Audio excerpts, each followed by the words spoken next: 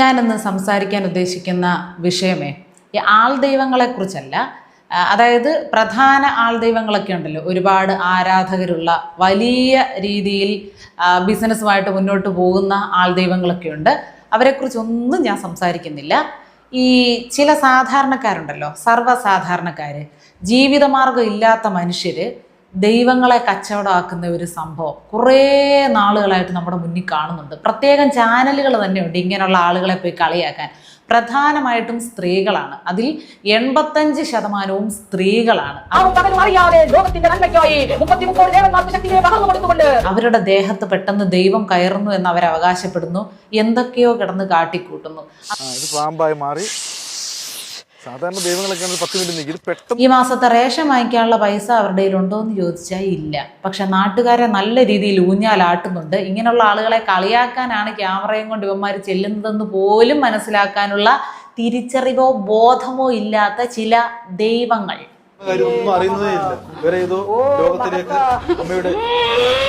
എന്തിനിങ്ങനെ അപമാനിക്കുന്നു ദൈവം എന്ന ആ ഒരു വിശ്വാസത്തെ, ആ ഒരു ശക്തിയെ എന്തിനിങ്ങനെ അപമാനിക്കുന്നു നിങ്ങൾ? പ്രത്യേകിച്ചും ഈ ഹൈന്ദവ വിശ്വാസവുമായി ബന്ധപ്പെട്ടാണ് കേട്ടോ ഈ പേക്കൂത്തുകൾ അത്രയും കാണിക്കുന്നത്. ആ സ്ത്രീ കിടന്ന് തുള്ളല് കണ്ടോ? ചോറ്റാനിക്കര എന്നേ പറയുന്നുള്ളൂ. ചോറ്റാനിക്കരയിൽ ആരാണെന്ന് പോലും അറിയില്ല, എന്ത് സംഭവമാണെന്ന് അറിയില്ല. കേരളത്തിൽ ചോറ്റാനിക്കര ഇങ്ങനൊരു ക്ഷേത്രം പ്രസിദ്ധമായിട്ടുള്ളതുണ്ട്, അതിൽ കുറെ ആരാധകർ അവിടെ പോകുന്നുണ്ട് എന്നറിയാം. അത് വെച്ച് കാച്ചിക്കോളുക. പിന്നെ പാമ്പിന് പാമ്പ്, കുതിരയ്ക്ക് കുതിര. ചിലതൊക്കെ ചെന്ന് കേറിയ പറയുന്നത് ശിവൻ എൻ്റെ ഭർത്താവാണ്, രാത്രി ഇത്ര മണി കഴിഞ്ഞിട്ട് എൻ്റെ അടുത്ത് വരികയുള്ളൂ. തോന്നിയാസല്ലേ പറഞ്ഞത്, പോക്കൃത്തരല്ലേ പറയുന്നത്. നല്ല ചൂരൽ പഴിപ്പിച്ച് വീട്ടിൽ അധികാരപ്പെട്ട ആരെങ്കിലും ഉണ്ട് 2 പെട കൊടുക്കുമ്പം അതങ്ങ് കുറയുമെന്നാ തോന്നുന്നത്. സമസ്ത ലോകത്തെയും ഈ ദൃഷ്ടി കൊണ്ട് കണ്ടു മനസ്സിലാക്കുന്ന മഹത്തായ മഹാബ്രഹ്മാണ്ഡ ശക്തി. എളുപ്പമാർഗമല്ലേ, തൊഴിലുറപ്പിന് പോയി വെയിൽ കൊള്ളണ്ട, ശരീരവേദന ഉണ്ടാകത്തില്ല. വല്ല സ്വകാര്യ സ്ഥാപനങ്ങളിലൊക്കെ ചെന്ന് നിന്നാൽ അതിൻ്റെ ഓണറായിട്ടും തുപ്പും കേൾക്കണം, ഒരു ദിവസം ലീവ് കിട്ടത്തില്ല. ഇഷ്ടമുള്ള സമയത്ത് വെള്ളം കുടിക്കാനോ ഒന്ന് മൂത്രം ഒഴിക്കാൻ പോകാൻ പോലോ പറ്റത്തില്ല. ഇതാകുമ്പോൾ നല്ല സ്റ്റാർട്ടപ്പാണ്. എന്തെങ്കിലും ഒരെണ്ണം അങ്ങോട്ട് എടുത്ത് ഇട്ടിട്ട് കുറെ ഭസ്മവും വാരി തേച്ച് ഒരു ചുവപ്പോ മഞ്ഞ എടുത്ത് ചുറ്റിയിട്ട് നിന്ന് തുള്ളിയാൽ മതിയല്ലോ. എന്നിട്ട് വരുന്നവർക്കെല്ലാം അങ്ങ് അനുഗ്രഹം കൊടുത്ത് വിട്ടാൽ മതി. ഒരാൾ 10 രൂപ വെച്ച് ദക്ഷിണ ഇട്ടാലും 10 പേര് വന്നാൽ 100 രൂപ കയ്യിലിരിക്കുകയല്ലേ, ഒരു അധ്വാനവും ഇല്ല. വാസുദേവനെ വിളിക്കുമ്പോ ഇങ്ങനെയാണ് പറഞ്ഞത്. ഇങ്ങനൊക്കെ ജീവിക്കുന്നതിനേക്കാൾ നല്ലത് അത്ര ഗതികേടാണെങ്കിലുണ്ടല്ലോ, ഞാനത് പറയുന്നില്ല. ചിലതൊക്കെ നമുക്ക് കണ്ടാൽ സഹിക്കില്ല എന്നേ. അത് എന്തെങ്കിലുമൊക്കെ അല്ലെങ്കിൽ നല്ല നല്ല ശ്ലോകങ്ങൾ ചൊല്ലി കേൾപ്പിക്കുക, നല്ല നല്ല കാര്യങ്ങൾ പറയാം. അതാണ് ഞാൻ ഈ പ്രധാന ആൾ ദൈവങ്ങളായിട്ട് ഇന്നിപ്പോൾ കേരളത്തിൽ കാണുന്ന അല്ലെങ്കിൽ ഇന്ത്യയിൽ കാണുന്ന ആളുകളെ കുറിച്ച് ഞാൻ പരാമർശിക്കുന്നില്ല എന്ന് പറഞ്ഞത്. അവർക്ക് നല്ല കാര്യങ്ങളെങ്കിലും മനുഷ്യർക്ക് പറഞ്ഞു കൊടുക്കുന്നുണ്ട്. അവർക്കിനിയിപ്പോൾ ഒരു ദിവ്യശക്തി ഇല്ലെങ്കിൽ പോലും അവർ വാതുറന്ന് പറയുന്നത് മനുഷ്യരുടെ നന്മയ്ക്ക് ഉതകുന്ന കാര്യങ്ങളാണ്. അവർ കുറേ ചാരിറ്റികൾ ചെയ്യുന്നുണ്ട്. ഇതൊക്കെ എന്തുവാ കാണിച്ചു കൂട്ടുന്ന മിമിക്രി. മിമിക്രി മോണാക്റ്റൊക്കെ അറിയാവുന്ന ആളുകൾക്ക് നന്നായിട്ട് ശോഭിക്കാൻ പറ്റുന്ന ഒരു ഫീൽഡായിട്ട് മാറുന്നുണ്ട്. വളരെ കോമ്പറ്റീഷനാണ് കേട്ടോ ഇനി വരും കാലങ്ങളിൽ നമ്മൾ ഈ ഫീൽഡിൽ പ്രതീക്ഷിക്കുന്നത്. കാരണം അത്രത്തോളം ദൈവങ്ങളാണ്. ജോത്സ്യം പറഞ്ഞു എപ്പോഴും നീ ശിവൻ അമ്മ അടുത്ത് നിൽക്കുന്നത് നിനക്ക് അറിഞ്ഞൂടെ എന്ന് ചോദിച്ചു. നീ അർത്ഥനാഥമാന്ന് പറഞ്ഞു. 33 കോടി ദൈവങ്ങൾ ഹൈന്ദവ വിശ്വാസ പ്രകാരം ഉണ്ട്, പൂജിക്കാനും ആരാധിക്കാനും ഒന്നും. അതൊന്നും പോരാ, എല്ലാവർക്കും കുറേ ഉപവകുപ്പുകൾ ഉണ്ടാക്കി കുറേ എണ്ണങ്ങൾ ഇങ്ങി ഇറങ്ങിക്കൊള്ളുക. അവരുടെ ഒന്നും ശക്തി പോരാ. അവരുടെ ശക്തി പോരാഞ്ഞിട്ട് എക്സ്ട്രാ പവർ കൊടുത്ത് ദൈവം ഇവരെ ഏൽപ്പിച്ചിരിക്കുക നാട്ടുകാരെ രക്ഷപ്പെടുത്താൻ. പിന്നെ ഈ പറയുന്ന 33 കോടി ദൈവങ്ങൾക്കും വേറെ ജോലിയുണ്ട്, അവർ തിരക്കില്ല. അതുകൊണ്ട് ഇവരെ ഏൽപ്പിച്ചിരിക്കുകയാണ് നാട്ടുകാരെ സംരക്ഷിക്കാനുള്ള ജോലി.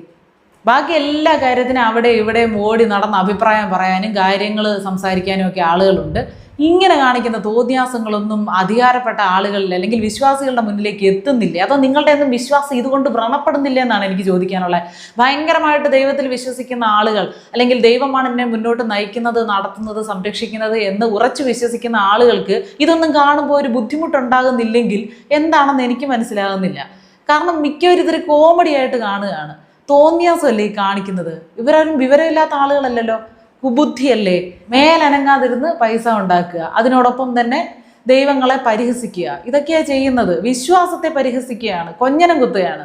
സുജയ പാർവതി മേക്കപ്പ് ഇല്ലാതെ നടക്കുന്നതിലുള്ള ബുദ്ധിമുട്ടാണ് സോഷ്യൽ മീഡിയയിൽ ഇപ്പോൾ വ്യാപകമായിട്ട് എല്ലാവരും പങ്കുവെച്ചുകൊണ്ടിരിക്കുന്നത്.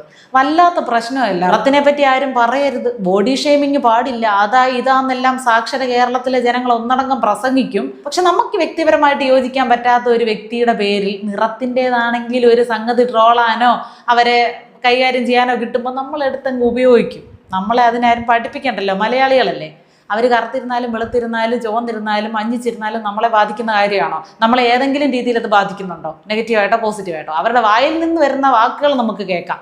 അത് സമൂഹത്തിന് ഉതകുന്നതല്ല, നമുക്ക് തിന്മയിലേക്ക് നയിക്കുന്നതാണെങ്കിൽ അതിനെക്കുറിച്ച് വാചാലരാകുന്നതിലൊരർത്ഥമുണ്ട്. ഇതൊന്നും ഒരു കാര്യമില്ല. ഇതിപ്പോൾ അവർ സ്റ്റുഡിയോയിലൊക്കെ നിൽക്കുമ്പോൾ ഭയങ്കര ലൈറ്റിങ്ങാണ് മനുഷ്യരെ, ഒരുപാട് ലൈറ്റിങ്ങാണ്, വലിയ ഫ്ലോറാണ് അതൊക്കെ. നിസാരം ഞാനിവിടെ നിന്ന് സംസാരിക്കുമ്പോഴേ എനിക്ക് നിങ്ങൾ ഈ കാണുന്ന അത്രയും ബ്രൈറ്റ്നെസ് ഒന്നുമില്ല. ഇത് ഇത്രയും ലൈറ്റിൻ്റെ ഇത് വരുമ്പോൾ നമ്മളാരും ഫിൽറ്റർ ഉപയോഗിക്കുന്നതും അല്ല, ലൈറ്റിൻ്റെ ഒരു എഫക്റ്റാണ് ഈ വരുന്നത്. അതൊന്നും അങ്ങനെ സംസാരിച്ച് നടക്കേണ്ട കാര്യങ്ങളില്ല. ഇപ്പം ഞാൻ പറഞ്ഞ ഈ ഒരു വിഷയം, അതുപോലെ എത്രയെത്ര വിഷയങ്ങളുണ്ട്. രാഷ്ട്രീയക്കാരെ ഓരോരുത്തരെ നോക്കിയാൽ നമുക്ക് ആവശ്യത്തിന് നമുക്ക് ബുദ്ധിമുട്ട് അവരിൽ നിന്ന് തന്നെ ഉണ്ടാകുന്നുണ്ട്. അത് തന്നെ നമുക്ക് ഒരുപാട് വാർത്തകൾ കിട്ടുന്നുണ്ട്. അതിനെക്കുറിച്ച് നമുക്ക് പ്രതികരിക്കാനുള്ള അവസരങ്ങളുണ്ട്, പ്ലാറ്റ്ഫോമുകളുണ്ട്, കമൻ്റായിട്ട് നിങ്ങൾക്ക് രേഖപ്പെടുത്താം. അതൊന്നും വേണ്ട. ഇപ്പോൾ കഴിഞ്ഞ ദിവസം +1 ചോദ്യക്കടലാസ്, അത് ചോദ്യക്കടലാസിൻ്റെ ഒരു സെറ്റ് കീറി, അതിൻ്റെ കവർ കീറി എന്നുള്ള കാരണം കൊണ്ട് വീണ്ടും അച്ചടിക്കാൻ പോവാണ്. 2 ലക്ഷം ചോദ്യപേപ്പറുകളാണ് ഇതിനോടകം അച്ചടിച്ചത്. ഇതിൻ്റെ ചിലവ് എവിടുന്നാണ്? ഇതിൻ്റെ സമയം, അതിൻ്റെ ചിലവ്, എങ്ങനെ അതിൻ്റെ കവർ ഇത്രയും സുരക്ഷിതമായിട്ടാണ് കൊണ്ടുപോകുന്നത്? കഴിഞ്ഞ ദിവസം വിദ്യാഭ്യാസ മന്ത്രി പറഞ്ഞു, ആരും ആശങ്കപ്പെടേണ്ട, ആകുലപ്പെടേണ്ട, വ്യാജ വാർത്തകളിലൊന്നും വിശ്വസിക്കേണ്ട, എല്ലാം വളരെ വിശ്വാസയോഗ്യമാണ്, ചോദ്യങ്ങളും ചോദ്യക്കടലാസുകളും എല്ലാം വളരെ കോൺഫിഡൻഷ്യലായിട്ടാണ് കൈകാര്യം ചെയ്യുന്നത്. എങ്ങനെ അത് കീറി? അതിൻ്റെ അന്വേഷണം ഇനി പൂർത്തിയാകാൻ അടുത്ത വർഷത്തെ പരീക്ഷ വരാൻ നമ്മൾ കാത്തിരിക്കണം. അങ്ങനെ ഓരോ മേഖലകളിലും ചെയ്യരുതാത്ത കാര്യങ്ങൾ ഒരുപാട് പേര് ചെയ്യുന്നുണ്ട്. പുറത്തു വരാത്ത വാർത്തകളുണ്ട്, പ്രധാന വാർത്തകളാകേണ്ട വാർത്തകളെ ഒതുക്കുന്ന മാധ്യമങ്ങളുണ്ട്. ഇങ്ങനെയുള്ള വാർത്തകളിലേക്ക് നമുക്ക് ഇറങ്ങിച്ചെല്ലാം, ഇങ്ങനെയുള്ള സംഭവങ്ങളെക്കുറിച്ച് നമുക്ക് വാചാലരാകാം. പിന്നെ ഈ പറഞ്ഞതുപോലെ കാണിക്കുന്ന ഓരോരോ തോന്നിയാസങ്ങൾ, പോക്കൃത്തരങ്ങൾ, ചെന്ന് നിന്ന് കാണിക്കുന്നു, നമുക്ക് കണ്ടിട്ട് തൊലി ഉരിയുന്നു. ഇതൊക്കെ വെച്ച് പൊറപ്പിക്കാൻ പറ്റുന്ന കാര്യമാണോ? കഴിഞ്ഞ ദിവസം ഒരുത്തി ഡ്രസ്സ് ചെയ്തത് ശരിയായില്ല, ആറ്റുകാൽ പൊങ്കാലയ്ക്ക് വന്ന് കുനിഞ്ഞു നിന്നത്, അത് ഞാൻ അങ്ങനെ നിന്നപ്പോൾ ഒരു ഫോട്ടോ എടുത്തതാണ്. അവരോടൊന്നും മര്യാദകരായിട്ട് സംസാരിക്കാൻ എനിക്ക് അറിയില്ല. എല്ലാവരോടും മര്യാദ കാണിക്കുന്ന ആളാണ് ഞാൻ, അതുകൊണ്ട് ഫോട്ടോ എടുക്കണ്ടെന്ന് പറഞ്ഞില്ല.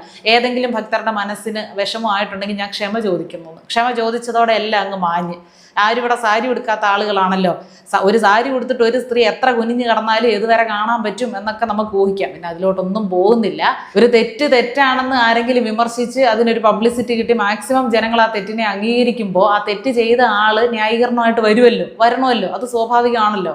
ഏതായാലും തെറ്റാണ് ചെയ്തത്, തൻ്റെ ഒരു പ്രവൃത്തി മൂലം മറ്റുള്ള കുറച്ച് ആളുകൾക്കെങ്കിലും ബുദ്ധിമുട്ടുണ്ടായി എന്ന് തിരിച്ചറിഞ്ഞ് ഒരു മാപ്പ് ചോദിക്കാൻ കാണിച്ച മനസ്സിന് ഏതായാലും അഭിനന്ദനങ്ങളും രേഖപ്പെടുത്താതെ വയ്യ. അപ്പം ഇങ്ങനെയുള്ള ആൾദൈവങ്ങളൊന്നും വിളിക്കാൻ പറ്റത്തില്ല. ഇങ്ങനെയുള്ള ഈ തുള്ളൽ ദൈവങ്ങളില്ലേ, തോന്നിയാസികളില്ലേ, ഇവരെയൊക്കെ വളർത്തുന്നതിൽ ജനങ്ങൾക്ക് നല്ലൊരു പങ്കുണ്ട്. എവിടെ ഒരെണ്ണം തുറന്നു വെച്ച് ആരിരുന്നാലും ചെല്ലാൻ ആളുണ്ട് എന്നുള്ളത് തന്നെ ഇവരുടെയൊക്കെ വിജയം. എങ്ങനെ എന്ത് കണ്ടിട്ടാണോ ചെല്ലുന്നത്? എൻ്റെ പൊന്നു മനുഷ്യരെ, കോസ്റ്റ്യൂമൊക്കെ നമുക്കിപ്പം ഓൺലൈൻ വാങ്ങിക്കാൻ കിട്ടും, രുദ്രാക്ഷത്തിൻ്റെ ഡ്യൂപ്ലിക്കേറ്റ് നമുക്ക് കിട്ടും, ഭസ്മം കടയിൽ നിന്ന് വാങ്ങിക്കാൻ കിട്ടും, പട്ട് കിട്ടും. ഇതെല്ലാം വാരി ചുറ്റിക്കൊണ്ട് ഞാൻ ദൈവമാണെന്ന് പറഞ്ഞ് ഓരോരുത്തർ ഓരോ വീട്ടിൽ ഇറങ്ങാൻ തുടങ്ങിയ ദൈവങ്ങളെ തട്ടിയിട്ട് നമുക്ക് നടക്കാൻ പറ്റുമോ? ഇവരുടെയൊക്കെ ജീവിതം എന്താണെന്ന് നമുക്കറിയാമോ? ഇവരുടെയൊക്കെ പാസ്റ്റ് എന്താണെന്ന് അറിയാമോ? ഇവരിപ്പോൾ എങ്ങനെ ജീവിക്കുന്നതെന്നറിയാമോ? ചുമ്മാ ഒന്നിലും ചെന്ന് പെടാതിരിക്കുക. ഇത് ഒരുപാട് പ്രാവശ്യം പറഞ്ഞിട്ടുണ്ട്. കഴിഞ്ഞ ദിവസം ഒരു പൂജാരിയെ ഊഞ്ഞാലാട്ടി ഒരുത്തി പൂജാരിയുടെ വീട്ടിൽ നിന്ന് അടിച്ചു മാറ്റിക്കൊണ്ട് പോയി കുറേ പൈസ.